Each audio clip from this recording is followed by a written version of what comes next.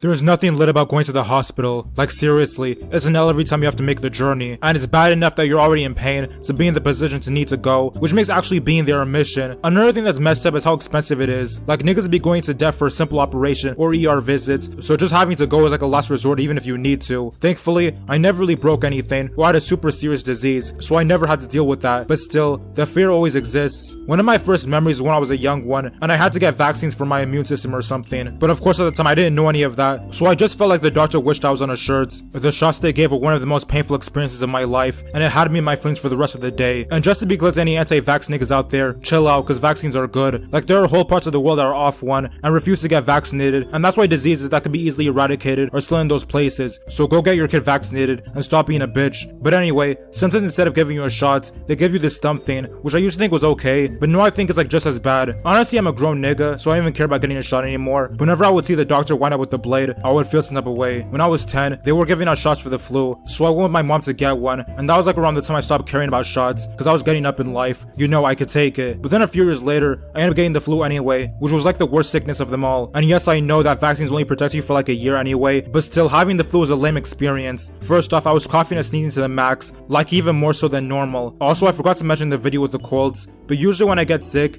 it's also with some awful ass sore throats that makes me question my will to go on. Like seriously, sore throats are terrible. They make eating and drinking a jihad, and I constantly have this pain in my neck, like why? But yeah, having the flu was grave because it lasted like a week or two, and I was too sick to properly function, so I missed school, which in itself was fine because school is ass, but it was a problem because I was in middle school, so the work I missed actually had to be made up. Eventually I got over it though, and it was whatever. One thing I like about now is the fact that they be giving out flu vaccines in school for free, and the best part is they weren't even shots when I took it. Like they blew some mist up my nose, and I was set, so that was chill. But one of the worst times that involved me in the hospital was with my balls. One time I got up in the morning to brush my teeth or something, and as I leaned towards the cabinet, all I felt were my balls being poked by a needle or something, so of course I wanted to be a pack. Then I was like whatever, it'll just go away. So I went downstairs to play Modern Warfare 3, but it was still an L, so I was actually getting worried. Eventually I went to school, and from then on out, it just got deader and deader. It became the most when gym class was starting up, and I knew I had to do the dash, so I called my mom and told her I had to piss off from school and go to the hospital. So we were waiting in the emergency room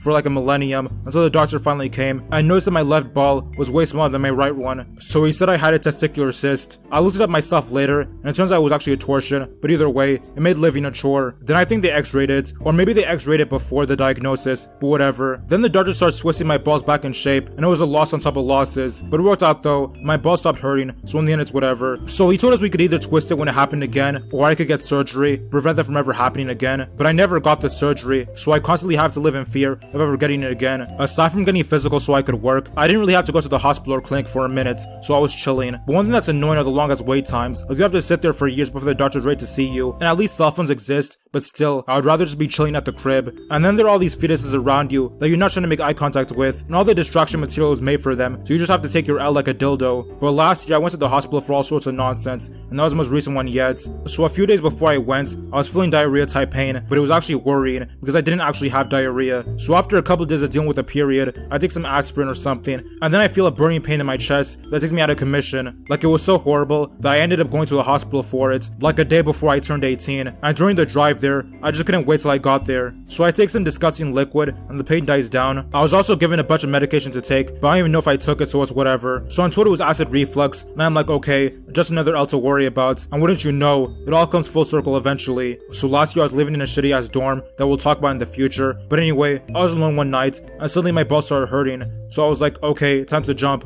But as if that wasn't bad enough, I started getting the diarrhea pain that wasn't actually diarrhea, so I was stumbling over like I was off the lean or something. Then to further penetrate my rectum, my throat starts hurting like someone stabbed it, so now I'm on the floor waiting for the end, and the worst part is, I didn't even know where the school clinic was, or if I could even get there, so it was basically an L of magnum proportions. I ended up having to twist my balls back myself in order to get them back to normal, and then just wait for the acid reflux to fuck off. So at the end of the day, you niggas should be saluting me for dealing with all that by myself. But anyway, take away from this story that the hospital is where babies and L's, which are basically the same thing, are brought to life. Okay guys, make sure that when you subscribe you hit the notification button, because that lets you know whenever I make a new video, and as always, thanks for watching.